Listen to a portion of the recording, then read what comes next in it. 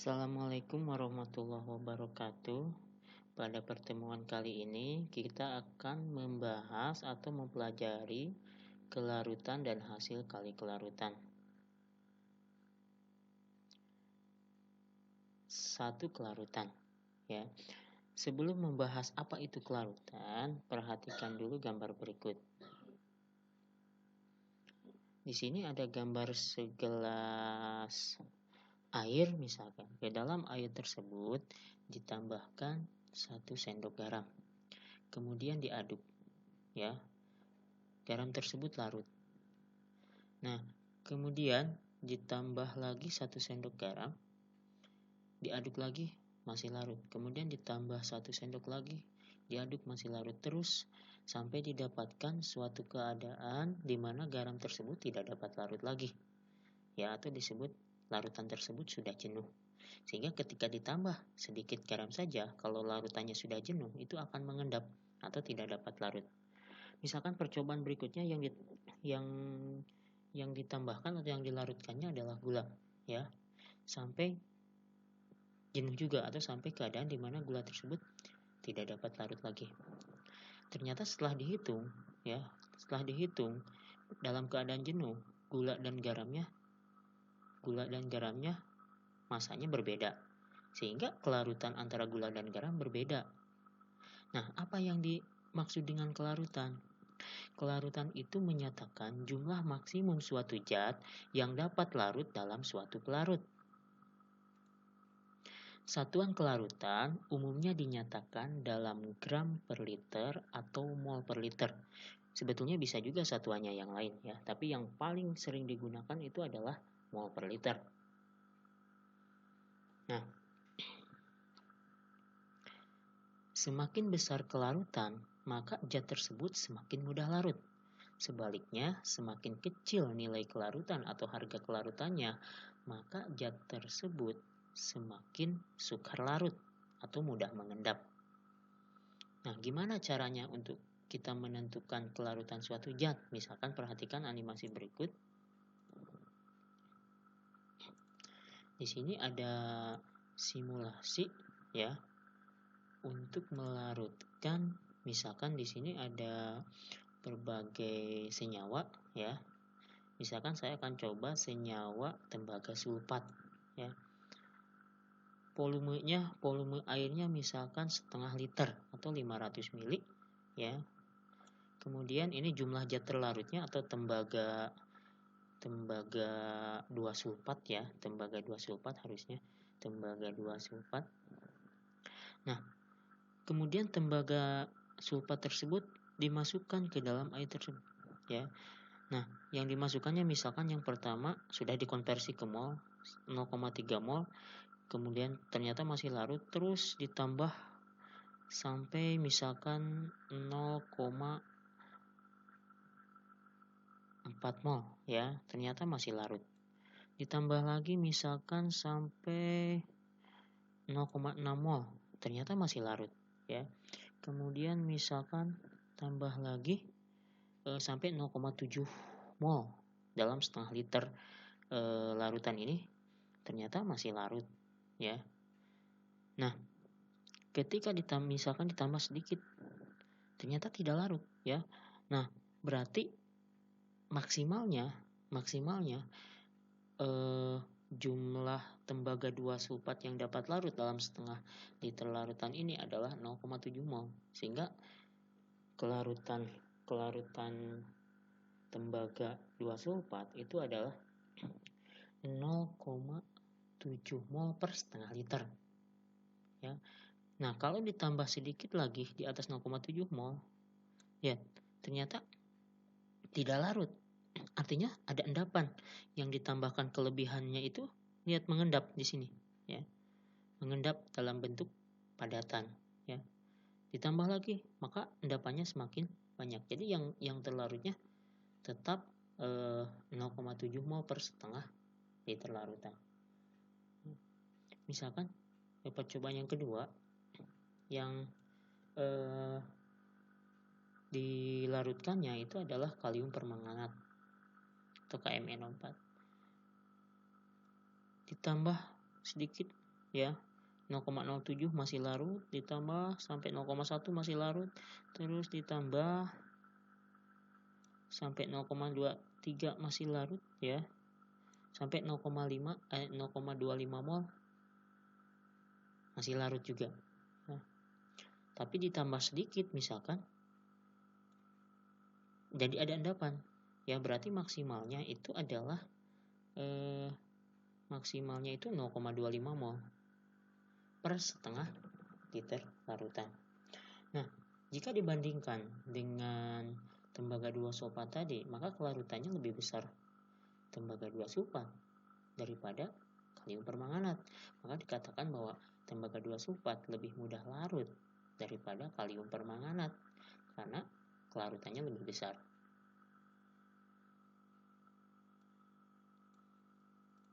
Oke. Contoh, misalkan pada suhu tertentu, kelarutan AgCl dalam air adalah 1,435 mg per liter. Ya. Jadi, artinya jumlah maksimum AgCl yang dapat larut dalam 1 liter air adalah 1,435 mg. Ini sangat kecil kelarutannya. Kenapa? Karena 1 liter air itu AgCl yang maksimal atau maksimum yang paling banyak yang dapat larut itu hanya 1,435 mg, bukan gram, ini miligram ya. Kalau mau dirubah ke gram harus dibagi 1000, jadi sangat sedikit saja. 1,435 gram saja sudah sedikit, apalagi miligram dibagi 1000 ya. Jadi jika AgCl yang dilarutkan dalam 1 liter adalah 2 mg, maka yang akan larut tetap hanya 1,435 mg dan sisanya 0,565 mg itu tidak larut atau mengendap. Nah, besarnya kelarutan suatu zat dipengaruhi oleh yang pertama jenis pelarut. Ya. Senyawa polar akan mudah larut dalam senyawa polar, sedangkan non-polar akan mudah larut juga dalam senyawa non-polar. Ini sudah dijelaskan di bab gaya antar molekul. Kemudian suhu. Ya, kelarutan zat padat dalam air akan semakin tinggi jika suhunya dinaikkan. Ini ada hubungannya dengan energi kinetik. Ya, jadi semakin suhunya dinaikkan, maka energi kinetiknya semakin besar, gerak partikelnya semakin cepat, sehingga jaraknya semakin jauh, dan gaya antar molekulnya semakin lemah, sehingga mudah larut. Berikutnya, 2. Hasil kali kelarutan. Oke, perhatikan gambar berikut. Ini misalkan 1 liter air ya. Ke dalam 1 liter air ini ditambah 2 mg AgCl yang tadi, di mana AgCl tersebut memiliki kelarutan 1,435 mg per liter. S itu lambang untuk kelarutan. Nah, karena AgCl memiliki kelarutan 1,435 mg per liter, maka ketika ditambah 2 mg AgCl ke dalam 1 liter itu yang larutnya ya hanya 1,435 mg. Jadi itu akan larut. Larut itu artinya akan terionisasi di dalam air menjadi Ag+ dan Cl-. Ya. Tidak sesederhana Ag+-nya 1, Cl-nya 1, itu hanya angka perbandingan. Kalau mau tahu jumlahnya berapa, Ag+-nya berapa, Cl-nya, itu tinggal dihitung saja molnya, kemudian dihitung jumlah partikelnya. Tapi perbandingannya sama antara Ag+ dan Cl-. Kemudian sisanya itu akan mengendap tetap sebagai AgCl dalam bentuk padatan atau endapan seperti ini di bawah. Nah, dikarenakan dalam satu sistem yang sama terdapat AgCl juga Ag+ dan Cl-, maka sistem tersebut akan membentuk kesetimbangan ya, kesetimbangan antara padatan dengan ionnya.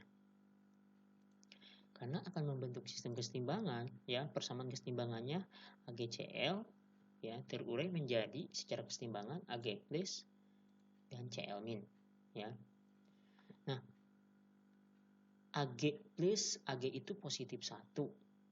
Itu bisa dilihat di sistem periodik bahwa perak atau Ag hanya memiliki satu tingkat oksidasi, yaitu positif 1 dalam senyawanya ya, Cl negatif 1. Kalau Ag positif 1, Cl negatif 1.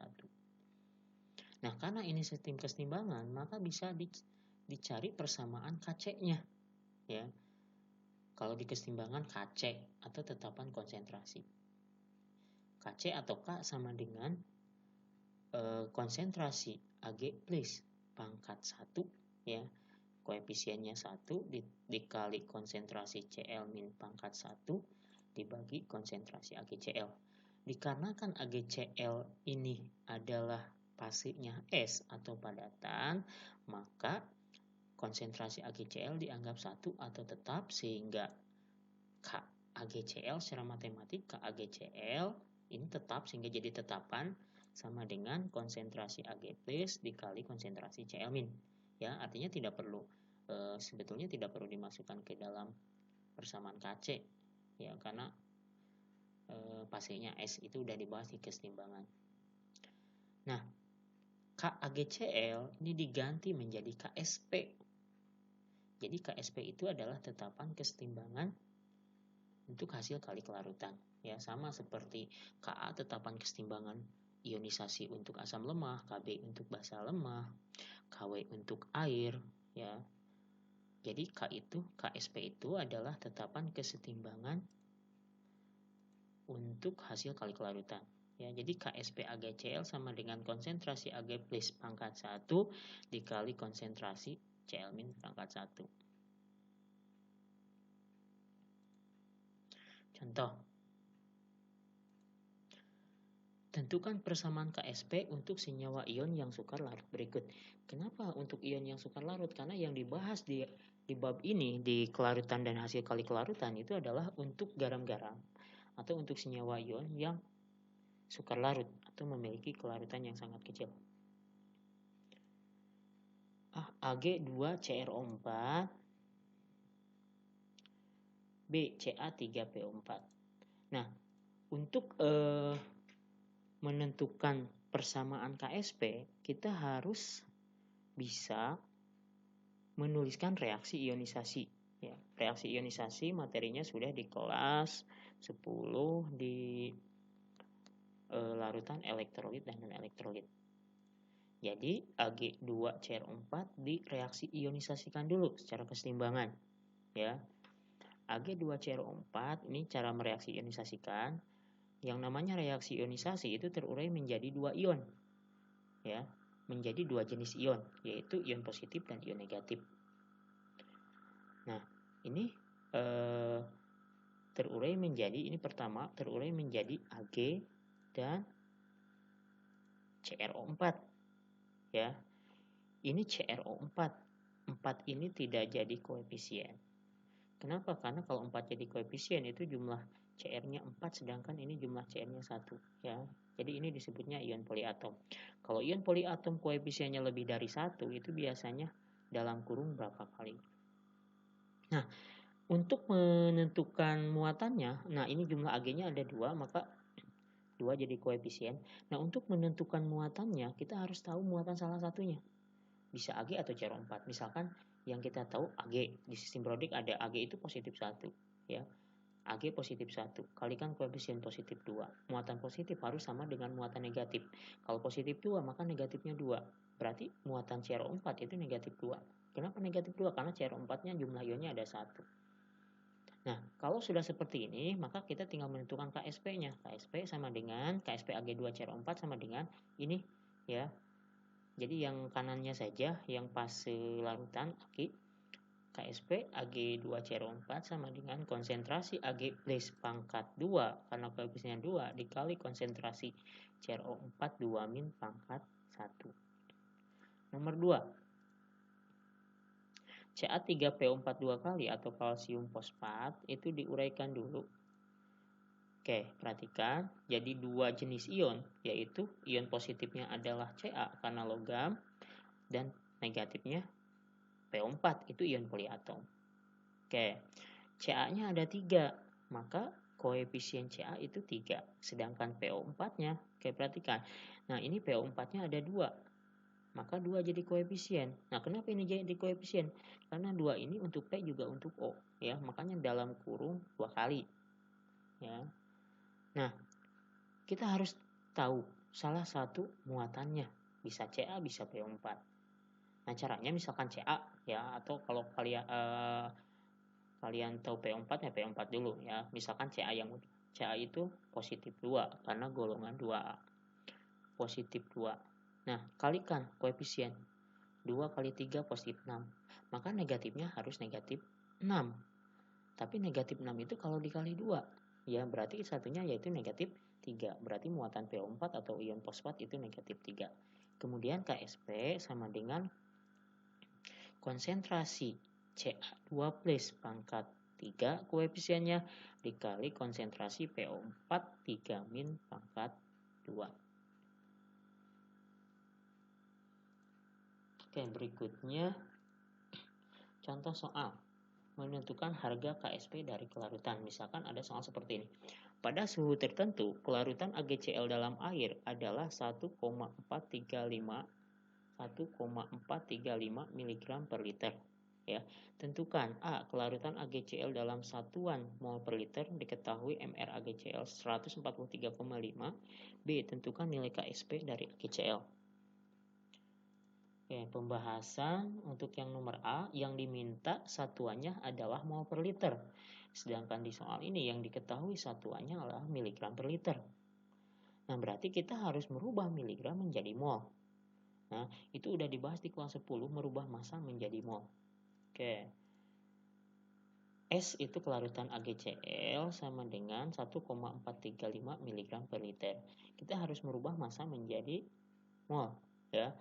Nah, satuan massa itu adalah dalam konsep mol, satuan massa itu biasanya gram. Maka kita harus merubah miligram menjadi gram. Untuk merubah miligram menjadi gram itu tinggal dibagi 1000 ya, sama dengan merubah mililiter menjadi liter. Dibagi 1000 itu sama dengan dikali 10 pangkat negatif 3 ya. Dibagi 1000 itu sama dengan dikali 10 pangkat negatif 3. Atau kalau mau dibagi 1000 ya tidak apa-apa, tapi lebih mudah dikali 10 pangkat negatif 3, maka satuannya berubah menjadi gram per liter. Nah, kemudian kita rubah massa atau gram ini menjadi mol. Untuk merubah gram atau massa menjadi mol ya, udah dipelajari juga, mol sama dengan massa per massa molar atau per ml. Berarti kita tinggal membaginya dengan mr atau massa molarnya ya, yaitu 1,435 kali 10 pangkat negatif 3 gram per liter dibagi 143,5 gram per mol. Satuan massa molar itu gram per mol. Oke, gram-gramnya habis dibagi, mol naik ke atas karena ini pecahan ya, mol naik ke atas sehingga hasilnya 1,435 dibagi 143,5 ya, ini angkanya sama cuma beda koma ya. Ini sama dengan perbandingannya 1 berbanding 100 ya. Berarti 0,01 kali 10 pangkat negatif 3 satuannya menjadi mol per liter. Nah, 0,01 itu rubah ke pangkat 10 pangkat negatif 2 dikali 10 pangkat negatif 3. Kalau ada pangkat dikali maka pangkatnya ditambah negatif 2 tambah negatif 3 sama dengan 10 pangkat negatif 5 mol per liter. Sehingga kelarutan dalam satuan mol per liter untuk AgCl itu adalah 10 pangkat negatif 5 mol per liter. Kemudian nomor B, tentukan nilai KSP. Yang ditanyakan bukan persamaan tapi nilai. Berarti kalau nilai itu ada nilainya. Nah, kita harus reaksi ionisasikan dulu. AgCl tadi udah dibahas, terurai menjadi Ag plus dan Cl min. Nah, kemudian kita masukkan ke sini 10 pangkat negatif 5 mol per liter. Kita cari Ag plus dan Cl minnya sesuai perbandingan koefisien ya. Karena ini yang terlarutnya segini. Maka yang namanya terlarut itu semuanya menjadi ion. 10 pangkat negatif 5 mol per liter sesuai perbandingan koefisien, maka Ag plusnya sama dan Cl minnya sama karena koefisiennya sama. Nah, kemudian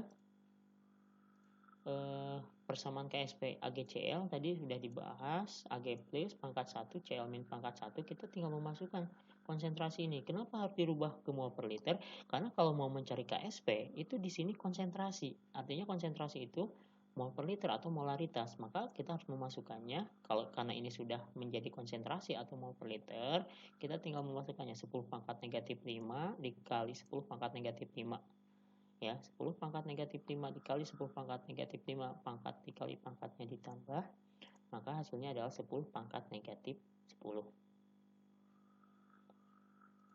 Contoh soal 2. Pada suhu tertentu, kelarutan CaOH2 kali atau kalsium hidroksida dalam air adalah 10 pangkat negatif 4 mol per liter. Tentukan harga KSP-nya. Nah, ini sudah diketahui kelarutannya dalam satuan mol per liter. Kita tinggal mencari KSP-nya.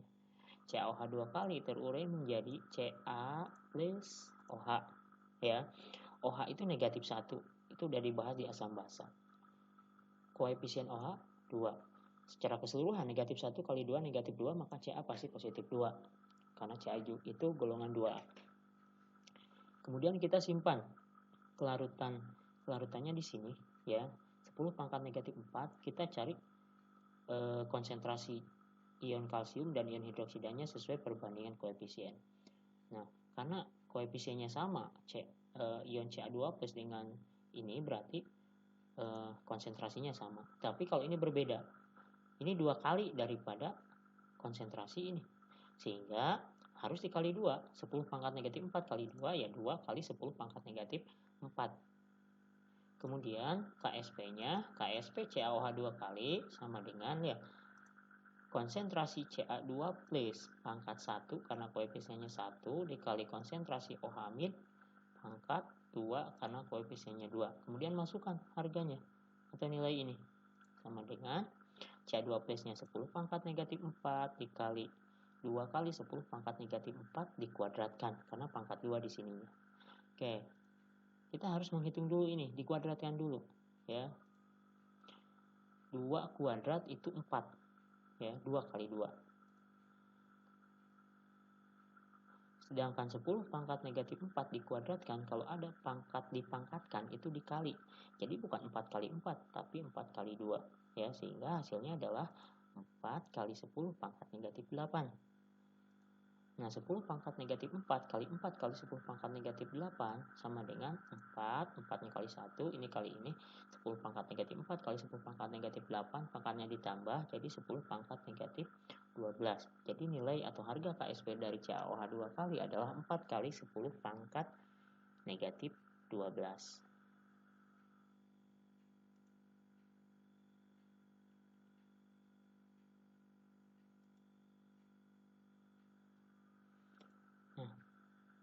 Latihan atau tugas yang harus dikerjakan. Nomor 1, jika pada suhu tertentu kelarutan gula ya, atau gula tebu sukrosa adalah 1000, ini 1000 ya bukan koma, 1710 gram per liter, hitunglah kelarutan gula tersebut dalam satuan mol per liter. Ya, ini contohnya ada yang tadi ya, harus mol per liter. Ini yang ditanyakan kelarutan. Nomor 2, pada suhu tertentu, kelarutan CaF2 dalam air adalah 2 kali 10 pangkat negatif 4 mol per liter. Tentukan harga KSP-nya. Ini yang ditanyakan KSP-nya. Ya, kelarutannya sudah diketahui. Nomor 3 juga yang ditanyakan KSP-nya. Untuk ALOH 3 kali, kelarutannya sudah diketahui. Nomor 4 juga yang ditanyakan KSP-nya untuk Al2CO3 3 kali. Nah, tapi kelarutannya kalau tadi dalam bentuk angka, ini kelarutannya adalah A ya, sama saja menghitungnya, tapi ini A. Kemudian nomor 5, pada suhu tertentu 0,035 gram BAF2 melarut dalam air murni membentuk 100 ml larutan jenuh BAF2. Hitunglah KSP BAF2. Yang ditanyakan KSP. Syarat mencari KSP harus ada kelarutan dalam satuan mol per liter. Berarti ini dirubah menjadi mol per liter, kemudian cari KSP-nya. Nomor 6, jika diketahui kelarutan AgCl dalam air adalah 10 pangkat negatif 5 mol per liter, tentukan berapa gram AgCl yang dapat larut dalam 250 ml air. Jadi nomor 6 ini yang ditanyakan adalah berapa gram AgCl, berarti massa. Nah, ini bisa dikerjakan. Tinggal lihat saja satuannya ya. Harus jadi gram mol per liter, harus jadi gram, itu sama dengan merubah molaritas menjadi massa. Ya, itu udah juga konsepnya adalah konsep mol.